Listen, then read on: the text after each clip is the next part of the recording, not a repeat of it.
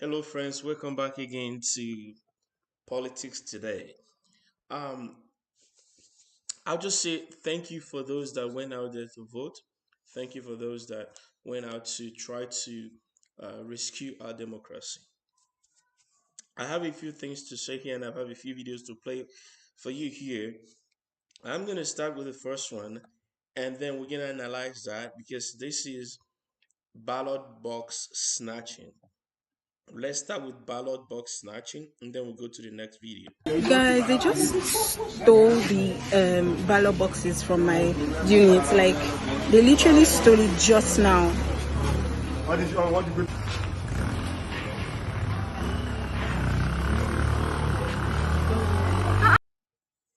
All right, so this lady just showed us that some political thugs snatched a ballot box in Ibejuleki, polling unit 41. This is widespread, especially in Lagos. Widespread. In fact, to the point that INEC had to cancel results in either 10 polling units or 10 locations. I don't know how they did it, but they canceled the election in some polling units and postponed those to be repeated at a later time, maybe today.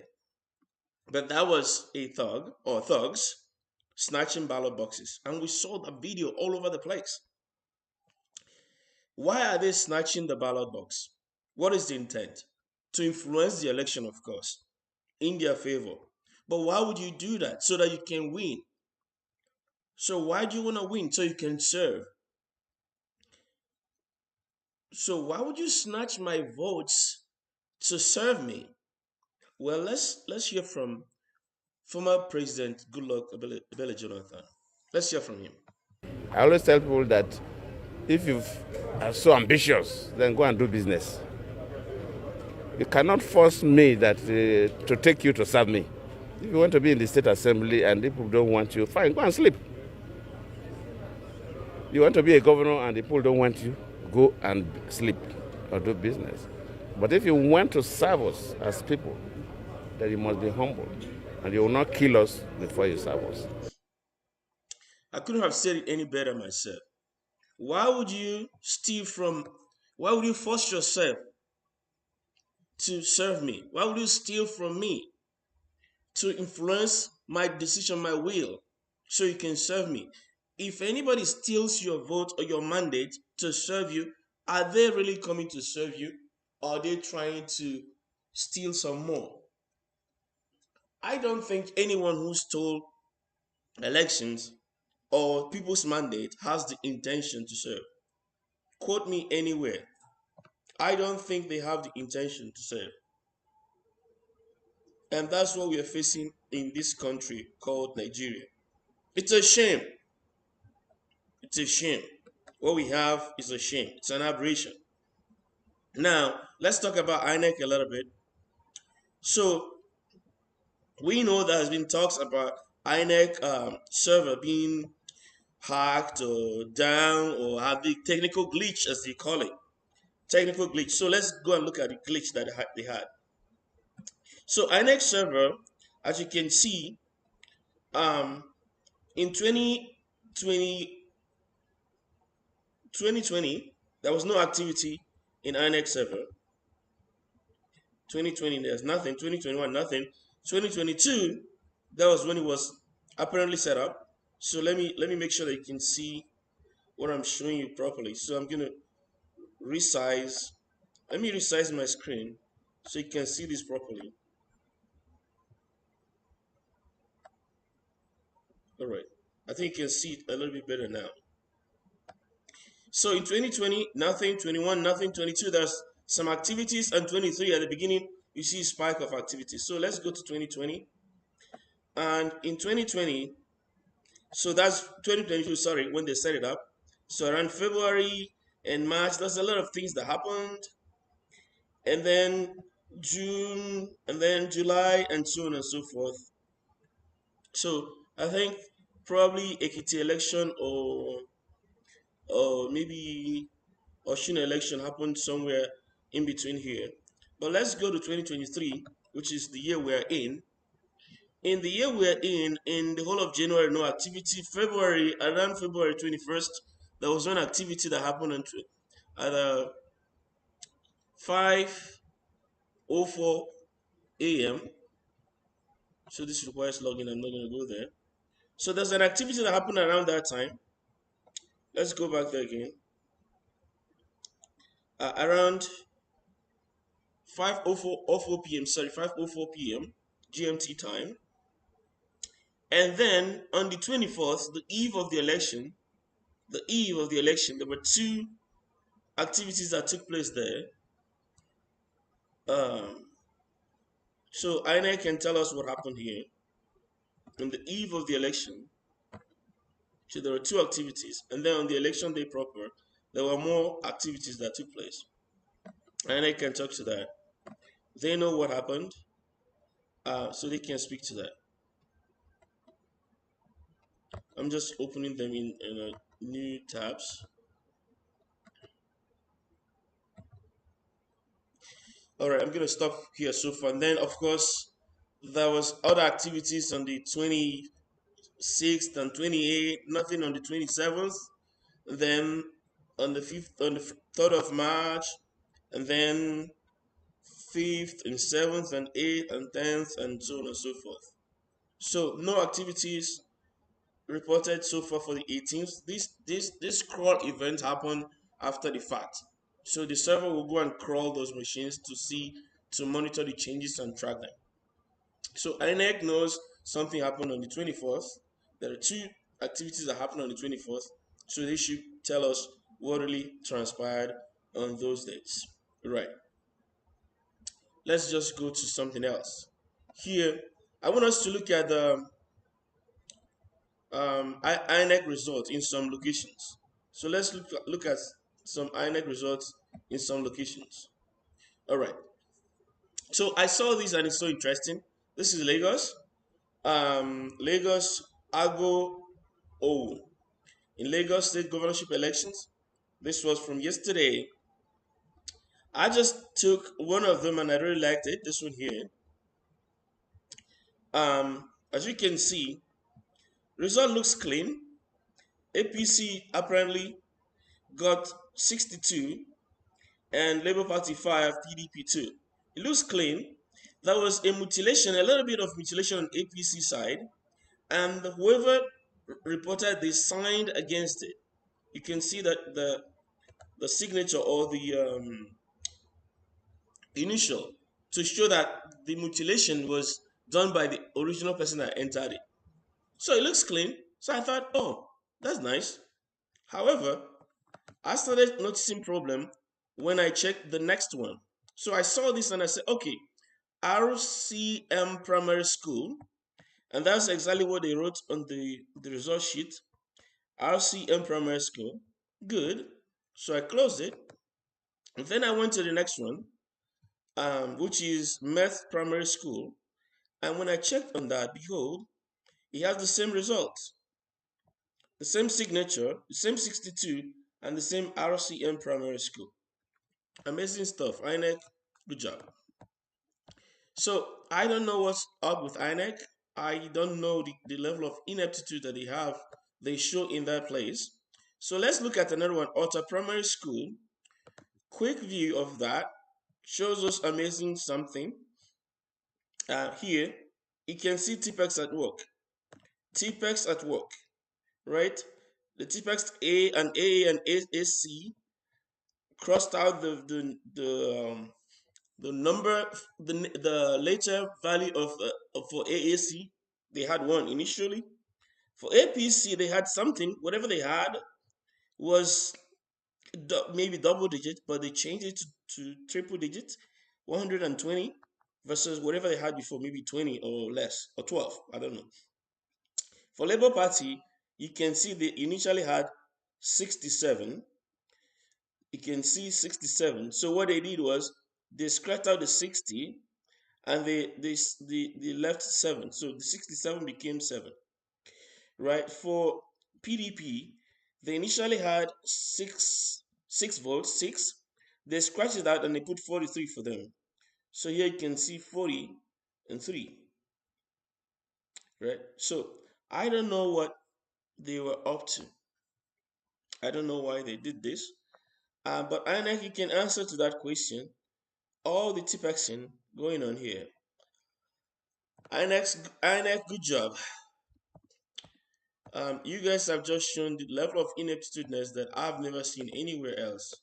I just heard that Kenya had an election similar to ours, and theirs were free and fair, and people could watch from home the results coming, and everybody was having the same hope that we can do the same in Nigeria. But lo and behold, you guys have shown us that you don't know anything about competence, character, integrity, nothing.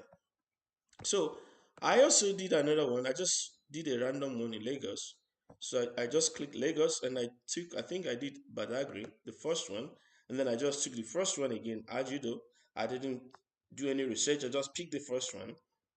And then I clicked on the quick results, and I'm seeing that, okay, this one is, the result was uploaded at 2 p.m., 2:33 p.m. Okay, I don't know how true that is. This one was uploaded at 1 p.m. The results looks clean, but was uploaded at 1 p.m. So I don't know if the election was already concluded at 1 p.m. This one was uploaded at 12:55 p.m. People will still be coming out to vote, but it's already concluded. I don't know. The people that are in these zones, you guys can tell if you guys concluded by then. Before 1 p.m., this one was uploaded, and so on and so forth. Most of the results here look clean. The only problem I have with them was the time they were uploaded. I don't really have a problem, to be frank.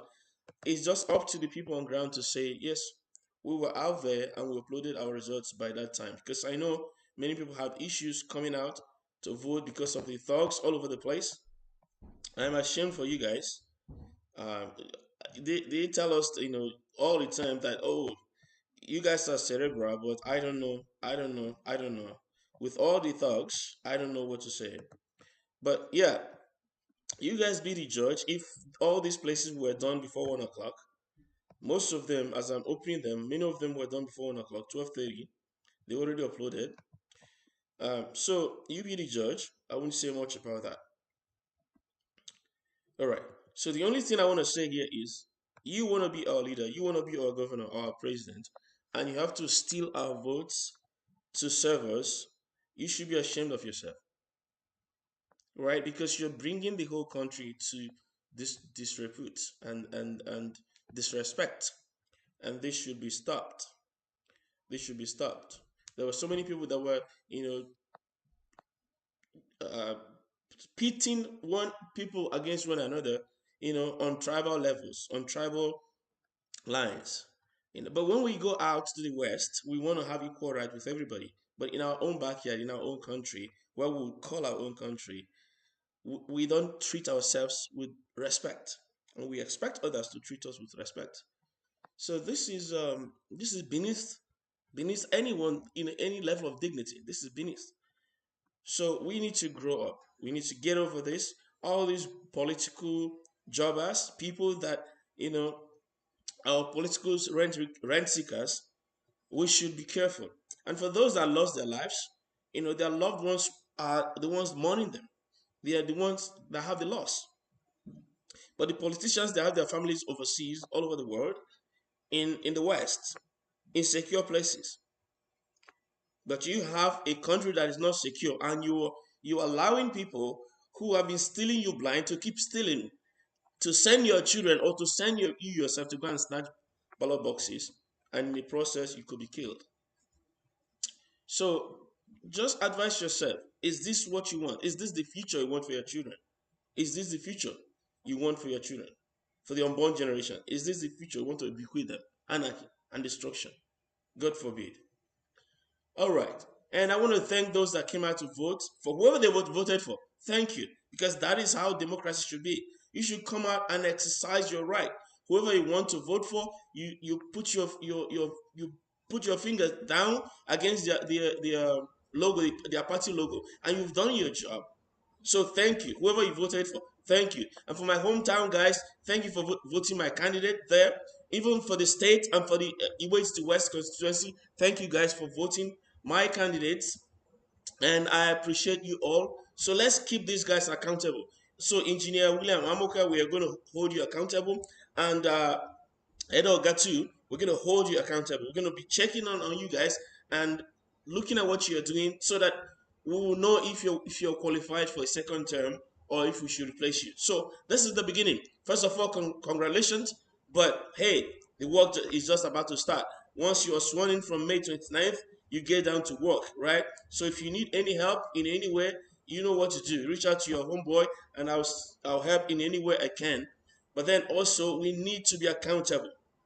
Right? We need to be accountable. We need to hold the people responsible. We need to hold the people who have voted in responsible. This is not a time to just retire and start calling them honorable. No. For you to be honorable, the process must be honorable. And I thank you because these guys, that the process through which they came was through the will of the people. So we can actually proudly call them honorable. Now it remains for them to live up to that expectation. And that goes for all the elected officers, whatever party. The people have elected you. Now is the time to live up to the expectation because we will hold you accountable. And this movement continues. This obedient movement continues. It's because it's beyond one man. It is beyond one man. And by the way, I'm going to take a pause here to thank Mr. Peter Obi for what he has done because Labour Party before now had no elected officer, none whatsoever, none federal, none state.